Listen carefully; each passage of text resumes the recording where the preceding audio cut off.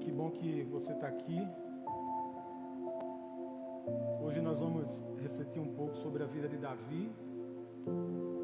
E o baby, os nossos bebês estão também hoje aprendendo sobre a vida do rei Davi.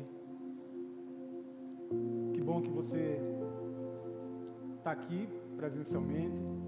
Que bom que você está nos acompanhando pela internet. Eu fico feliz em saber que talvez você esteja acompanhando nesse exato momento. Hoje é domingo, dia 31 de janeiro de 2021. Talvez você esteja acompanhando em outro momento. E Deus esse ano nos ensinou que Ele não está ligado ao cronos, ao cronológico, mas Ele vive no Kairos, no tempo perfeito, no tempo de Deus. E esse ano nós temos desfrutado disso.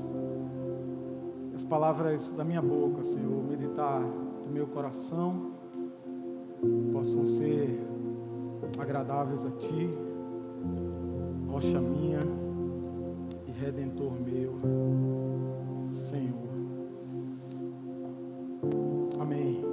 Estamos aqui, pastorzão, estamos aqui, Denise, está todo mundo por aqui. Hoje nós chegamos ao fim da série Vamos à Luta. Nós vimos a importância de lutar contra os rótulos impostos. Ninguém tem o direito de nos impor rótulos. Abordamos também a importância de lutar por nossa reputação, para que possamos ser e aparentar ser aquilo que o Senhor nos fez para ser. Nós abordamos o tema a importância de lutar por nossas oportunidades,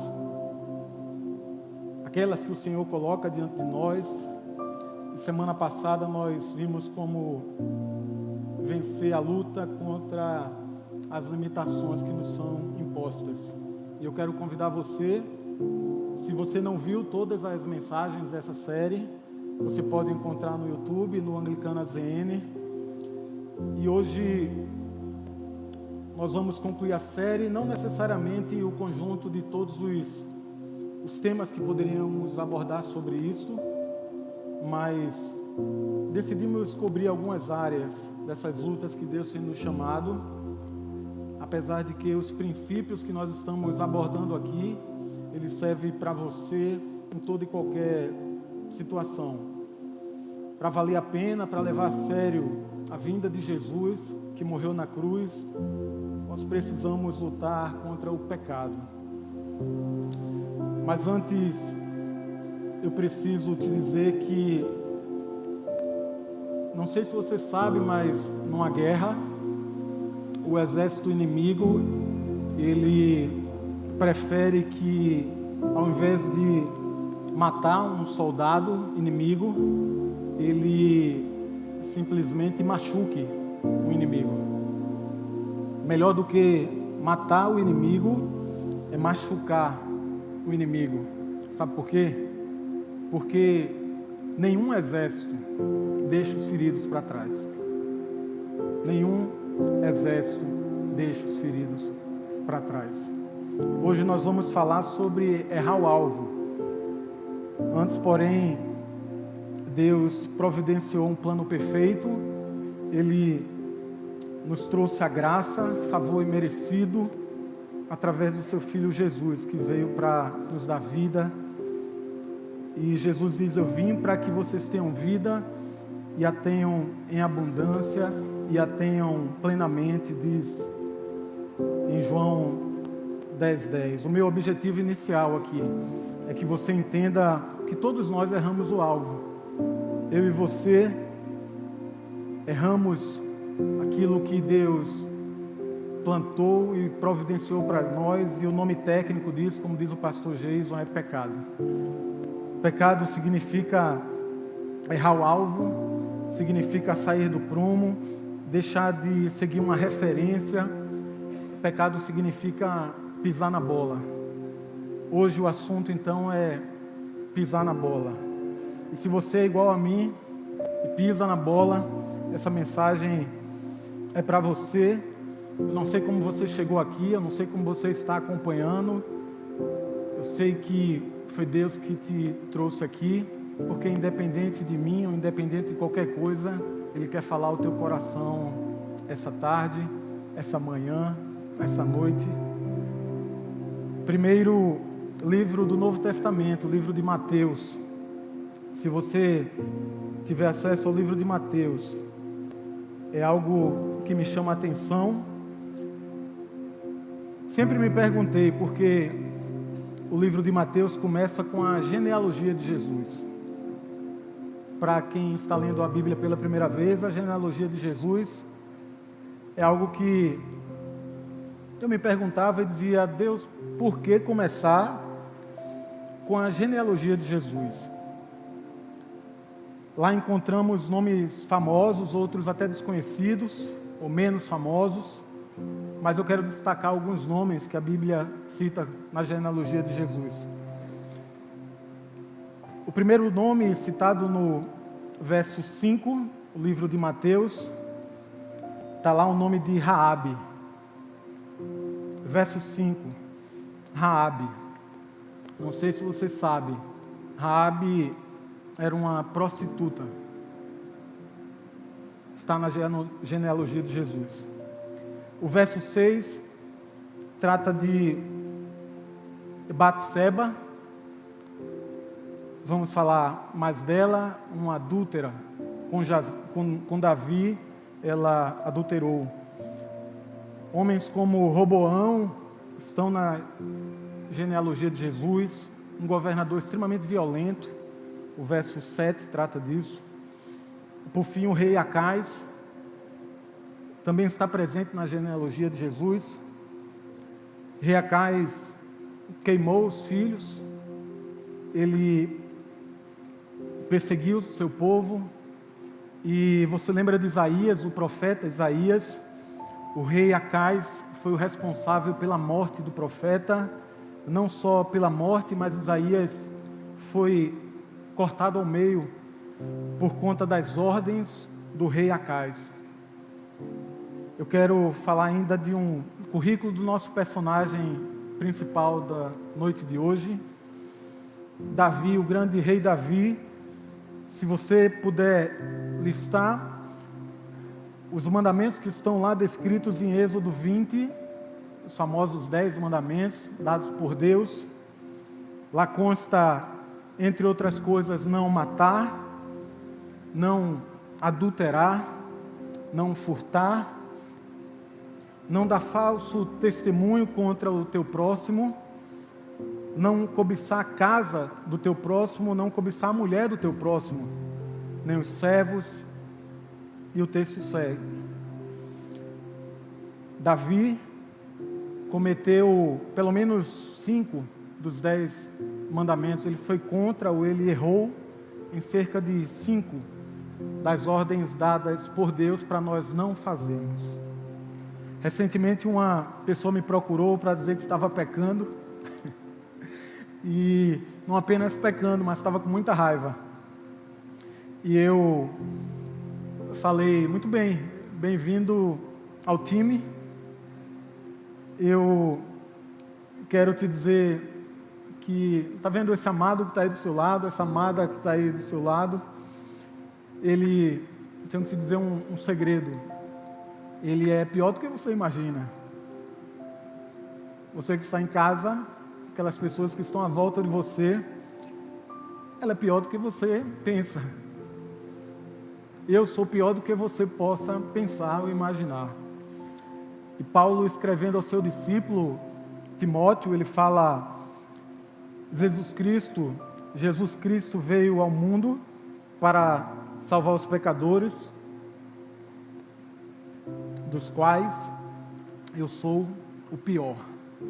O grande Paulo, dos quais eu sou o pior. É como se Paulo chegasse para Timóteo, o seu discípulo, e dissesse: meu discípulo, eu sou o pior cara que você conhece. Os pecadores, os caras que fazem coisas erradas, eu sou o pior deles. Eu me recordo de um tempo de crise como esse que nós estamos vivendo, há uns 10 anos, e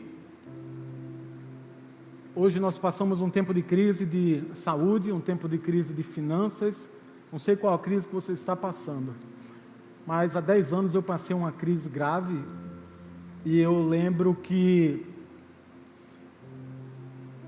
um querido, amado de Deus, ele foi muito duro comigo. Me recordo que ele falava de eu estar passando por aquilo, por algo que eu deveria ter feito, eu deveria ter errado, eu deveria ter pecado. E algum tempo depois eu descobri, todos souberam das dificuldades que aquele irmão passava, até de traição da sua esposa, mas aquilo me chamou muito a atenção, como nós somos às vezes muito duros. Eu tinha um professor de violão na época, me lembro dele bem, e ele falou algo, eu já compartilhei com o Ministério do Louvor, com algumas pessoas mais próximas, ele falou algo que impactou minha vida, isso tem mais de 10 anos. Ele disse, no momento que a gente estava estudando violão, ele falou: Yuri, eu preciso fumar, e eu quero pedir a você, eu posso fumar, eu posso ir lá fora fumar um pouco? E eu perguntei para ele: cara, qual a diferença de você fumar e eu pesar quase 170 quilos, eu pesava na época, do jeito que você destrói seu corpo com o fumo, e de fato destrói, a ciência está aí para provar, eu destruo de outra forma. Ele falou para mim com tristeza nos olhos, dizendo: a diferença é que no meu caso sai fumaça. A diferença é que no meu caso sai fumaça. Se somos egoístas, se somos gananciosos, até se traímos a nossa esposa com ações, com olhares, às vezes não sai fumaça. E Paulo novamente em Romanos vai dizer que todos pecaram, todos pecaram, estão destituídos da glória de Deus. Eu entendo que a nossa vida cristã, nós devemos gastar mais tempo com espelhos do que com janelas.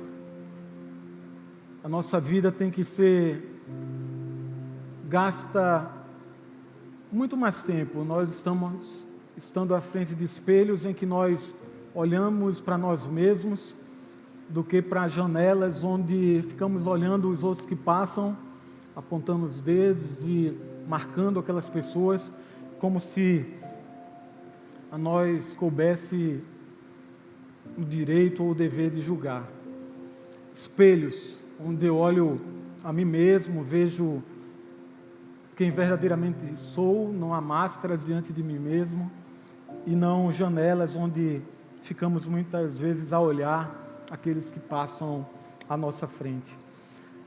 Mas enfim, hoje nós vamos falar, como Marcelo leu, um texto conhecido da Bíblia, da vida de Davi, segundo a Samuel, os capítulos 11 e 12.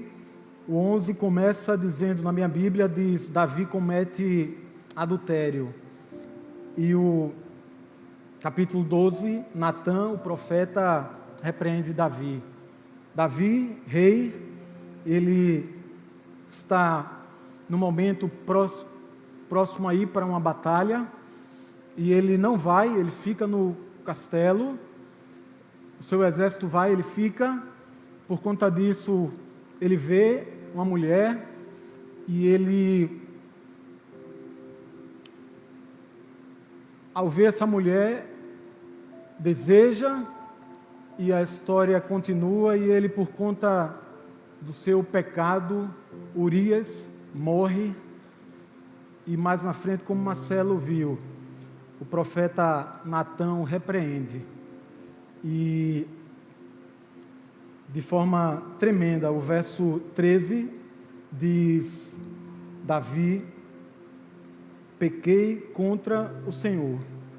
Eu quero convidar você a acompanhar no seu gás, se você quiser fazer anotações, nós vamos hoje, de forma prática, refletir sobre algumas atitudes que nós podemos ter, que nós devemos ter na luta contra o pecado. Em primeiro lugar, na luta contra o pecado, eu preciso estar no lugar certo. Davi, ele definitivamente não estava onde deveria estar. Como rei, ele deveria estar na guerra, mas ele ficou em Jerusalém. Segundo Samuel 11:1 diz: na primavera, época em que os reis saíam. Época em que os reis saíam para a guerra, Davi enviou para a batalha Joabe com seus oficiais e todo o exército de Israel. E eles derrotaram os amonitas e cercaram Rabá. Mas Davi permaneceu em Jerusalém. Estar no lugar certo é não abrir espaços para o erro. Eu quero falar para você, caso você seja casado como eu sou casado há alguns anos, cerca de 18 anos, próxima semana estamos comemorando mais um ano juntos, e eu aprendi algo nesse tempo. Se você gosta das mídias sociais, que são uma excelente ferramenta, eu creio que, assim como a energia atômica, que é uma excelente ferramenta, às vezes pelo homem é desvirtuada e gera uma bomba atômica. As mídias sociais são uma excelente ferramenta, mas por vezes nos trazem problemas, e eu vejo muitas vezes casais brigando, discutindo sobre se a senha pode ou não ficar com o outro, até porque meu corpo, então as minhas regras, minha mídia social, então é a minha senha. Eu tenho aprendido esses anos que se somos a minha senha são as senhas da minha esposa e vice-versa. A Bíblia nos ensina que devemos nos afastar do mal. Lá em 1 Coríntios 10:12, não é isso que está dito lá? Afasta-te do mal, aquele que está firme. Na verdade, o que a Bíblia diz é: afasta da aparência do mal. Aquele que julga está de pé. Não sei se o Instagram é o melhor lugar para você passar o dia. Não sei se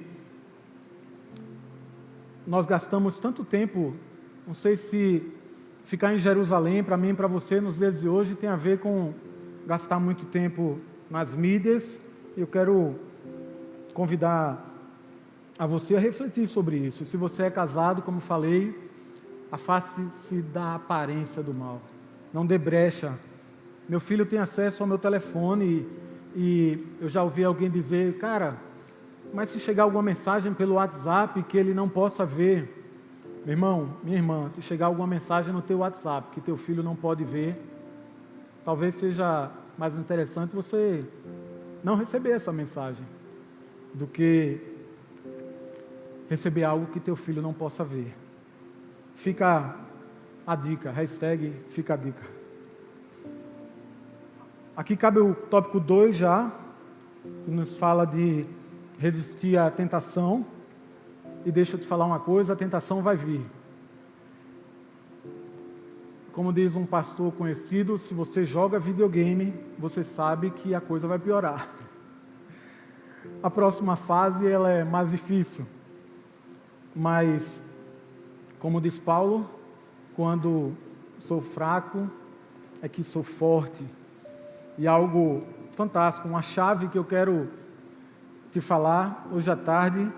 Talvez você perceba que quando estou fraco, o Senhor me faz forte.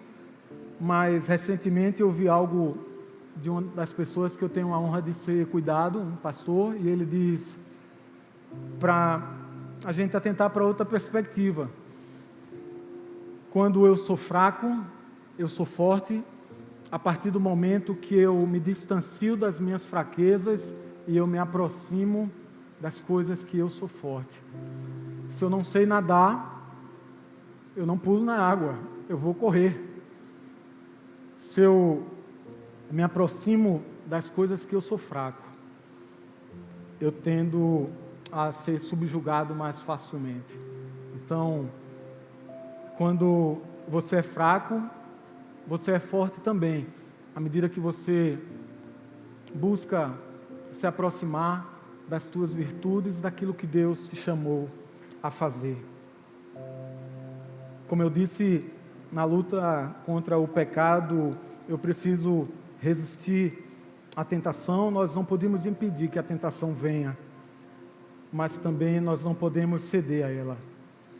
Alguém conta que nós não podemos impedir que o passarinho pouse nas nossas cabeças, mas nós podemos impedi-lo de fazer ninho em nossa cabeça. Segundo a Samuel 11, 2 e 3, diz que uma tarde, Davi levantou-se da cama e foi passear pelo terraço do palácio. Do terraço viu uma mulher muito bonita, tomando banho, e mandou alguém procurar saber quem era ela. Como falei, 1 Tessalonicenses diz: se afaste da aparência do mal. Deus nos conhece, Ele sabe as nossas fraquezas. Se você se aproximar de algo que você é fraco, você vai tender a cair. Santo Agostinho, ele diz: não é tanto o que fazemos, mas o motivo pelo qual fazemos, que determina a bondade ou a malícia. Resisti ao diabo e ele fugirá de vós. Na luta contra o pecado, eu preciso não tentar encobrir. Quando tentamos encobrir o pecado, acabamos cometendo outros pecados, às vezes muito maiores. Um abismo puxa o outro. Você quer encobrir muitas vezes uma mentira, daqui a pouco você vai ter que criar outra e outra. Segundo Samuel 11:13 diz: Davi convidou-o para comer e beber, o embriagou. À tarde, porém, Urias saiu para dormir em sua esteira, onde os guardas do seu senhor dormiam, e não foi para casa. Davi, quando percebe o que tinha feito, o que tinha errado, tinha dormido com a esposa do Urias, ela tinha engravidado, ele chama Urias para dormir em casa, para maquiar o que ele tinha feito, só que Urias não foi. Depois ele pega Urias e enche de vinho, para que Urias, ao beber vinho, vá para casa e durma com sua esposa, e Urias não vai. E por fim, como nós sabemos, Davi, ele monta uma estratégia para matar Urias. E aqui eu quero falar para você, que se entende como sofrendo mais do que merecia, entende que aquele que é justo não pode sofrer. Talvez você esteja passando agora por um tipo de sofrimento, com pandemia ou sem pandemia, você esteja sofrendo. E eu quero te perguntar qual foi o erro de Urias. O que é que Urias fez de errado para que ele sofresse? Tem coisas que eu anoto no meu caderninho para perguntar a Deus. Uma delas é: por que Urias passou pelo que passou? Ele sequer quis dormir com a esposa quando seus colegas de peleja, quando os outros soldados estavam na batalha. Ele não se sentia no direito de estar em casa descansando enquanto os outros estavam na batalha. Ele estava lutando por Davi.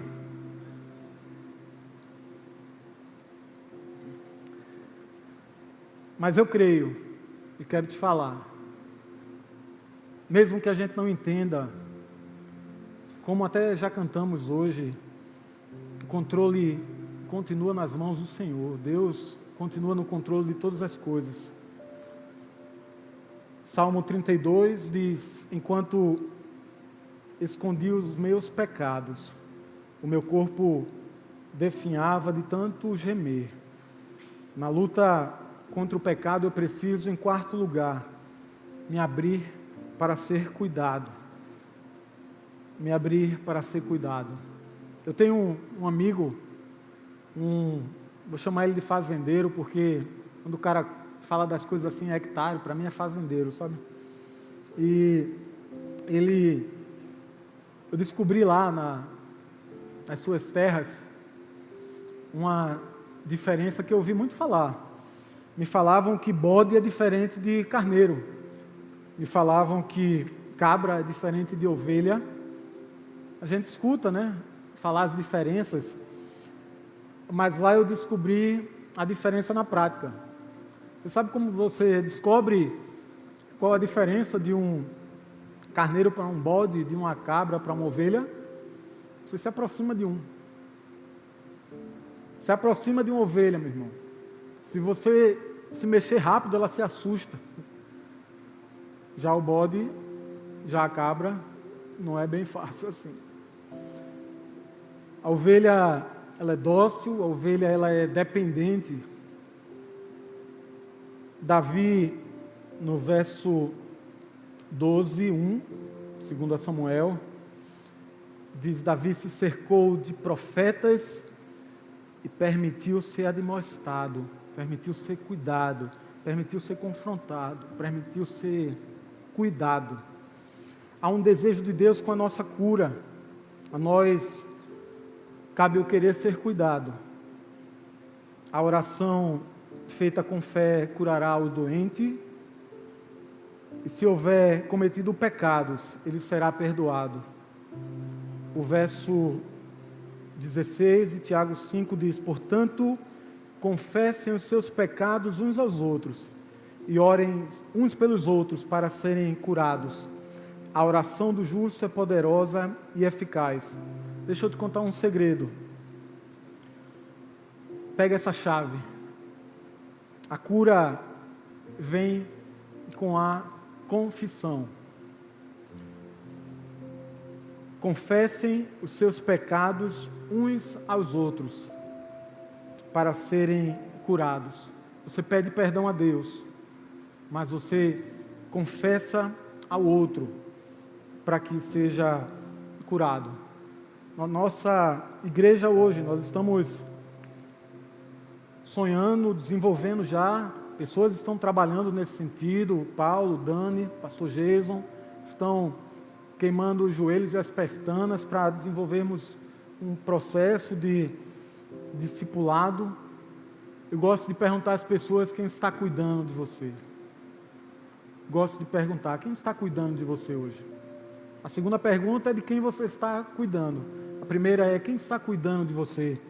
E não vale falar o bispo Miguel, não vale falar o pastor Jason, se você não, de fato, se encontra com ele regularmente. Obviamente, a nossa liderança espiritual, nós estamos sob eles, mas você precisa de alguém para confessar os seus pecados, para contar das suas angústias, para dizer dos seus medos. Nossa referência tem que ser Jesus. Gosto muito de Pedro, Tiago e João no barquinho, no mar da Galileia. 3 pessoas viviam próximas de Jesus o tempo todo. Os discípulos estavam, 12 estavam, 30 estavam, 120 estavam, muita gente estava próxima de Jesus. Mas esses 3, se você for estudar um pouco os evangelhos, você vai perceber que esses 3 estavam muito próximos, e João, em particular, esse estava colado em Jesus o tempo todo. Há um texto, segundo a Reis 2, que fala muito ao meu coração. Elias e Eliseu, 2 profetas, cheios do poder de Deus. Eliseu, o segundo, pergunta a Elias: Elias, eu quero receber a unção dobrada que você tem, a unção dobrada do teu espírito. Elias chega para Eliseu e diz: se você estiver comigo, quando eu morrer, quando eu for aos céus, você vai receber a porção dobrada que você está querendo. Se você estiver comigo, diz Elias para Eliseu, quando eu for levado aos céus, você vai receber Algumas pessoas tendem a pensar que isso é algo sobrenatural, e eu creio que é sobrenatural. Quando um morre, o outro transfere a unção. Elias morre e Eliseu vai e recebe a unção, não só a unção, mas a unção dobrada, né? A unção maior. Mas eu quero te mostrar uma janela de pensamento. Eu creio que Eliseu só tinha uma forma de estar junto a Elias quando ele morresse. Ele não sabia a hora de morrer. Então, Eliseu tinha que estar junto de Elias em todo o tempo. Eliseu tinha que caminhar de dia e de noite junto com Elias. Não tinha aviso, não tinha tempo, não tinha mensagem que dissesse, cara, ele vai morrer agora. A única forma de Eliseu receber aquilo que Elias tinha de unção é ele estar com Elias em todo o tempo. Pega essa chave aí. Se você quer receber uma unção, você tem que caminhar com pessoas em todo o tempo. Você vai receber aquilo que Deus preparou para você. Por fim, na luta contra o pecado, eu preciso entender que o pecado é contra Deus. O pecado não é contra pessoas. Diz o verso 13, 2 Samuel 12. Davi disse a Natã: pequei contra o Senhor, como leu Marcelo. Quando entendemos que o pecado é contra Deus, não há nada a ser feito, senão nos arrepender. Afinal, nossa luta não é contra a carne, não é contra sangue, não é contra pessoas. É contra principados e potestades. A nossa luta não está nesse terreno. Não é eu contra você. Somos nós contra o nosso adversário. Não tem a ver com pessoas. Tem a ver com Deus. Davi, o rei Davi. Talvez você não lembre ou não conheça, ou talvez tenha ouvido hoje a primeira vez a história do assassino, a história do adúltero, a história do mentiroso. Mas eu e você não lembramos dessas histórias. Momentos como esse, sim, você lembra da história do Davi pecador. Mas se você me perguntar qual é a história de Davi que eu mais lembro, eu lembro a história do grande rei que venceu um leão, que venceu um urso, que é uma referência quando com uma pedrinha mata um gigante. Jesus, ele tomou sobre si as nossas iniquidades. Castigo que nos traz a paz estava sobre ele, e pelas suas feridas nós fomos e somos curados. Lute contra o pecado com todas as suas forças. Esteja no lugar certo. Resista às tentações. Não tente encobrir aquilo que você fez. Se permita ser cuidado. Se permita ser cuidado. E entenda que nossa relação é com Deus. Eu tenho pensado, nós falamos muito que precisamos estar no centro da vontade de Deus. Às vezes, falar do centro da vontade de Deus traz para nós um problema, porque fica parecendo que temos uma bifurcação em que ir para a esquerda é estar com Deus e para a direita não é estar com Deus. E se você for tomar a decisão de ir para as covas dos leões aí, Deus vai estar contigo. Se você tomar a decisão de ir por caminhos errados, Deus vai estar contigo. estar no centro da vontade de Deus não tem a ver com o local, tem a ver com a conexão com Deus. Tem a ver com aquilo que você faz diariamente, não tem a ver com aquilo que você faz num ponto, no momento da sua vida. O pecado é exceção na nossa vida, não é regra. Eu quero te convidar agora, se você pode, fechar os teus olhos. Eu ainda não acabei, estou acabando. Mas eu quero convidar você a fechar os olhos. Você está aqui, se você está em casa, se pode. Se estiver dirigindo, não faça isso. Se estiver podendo, fecha teus olhos, baixa um pouco da tua cabeça, esquece um pouco daquele que está ao teu lado. Às vezes, nós nos vemos como em frente a um rio, e esse rio, um rio violento. Por esse rio, às vezes, passam troncos grandes, toras de madeira, maiores, menores, e nós às vezes ficamos presos a essas toras, nós ficamos olhando para elas apenas, e não vemos que do outro lado desse rio tem uma casinha. Essa casinha tem até uma chaminé onde sai fumaça. Lembre-se que antes de haver luz, Deus disse: haja cruz. Quando qualquer pessoa ou até o diabo vier para você apontar os seus defeitos, aponte para a cruz. Fica firme, o controle está nas mãos do Senhor. Procura não olhar para os pecados que vão passar à sua frente, alguns menores, outros maiores. Procura olhar para o Senhor. Olha para o outro lado do rio. Tira os olhos dos troncos, mesmo que sejam grandes por vezes. Davi, conhecido como um homem segundo o coração de Deus.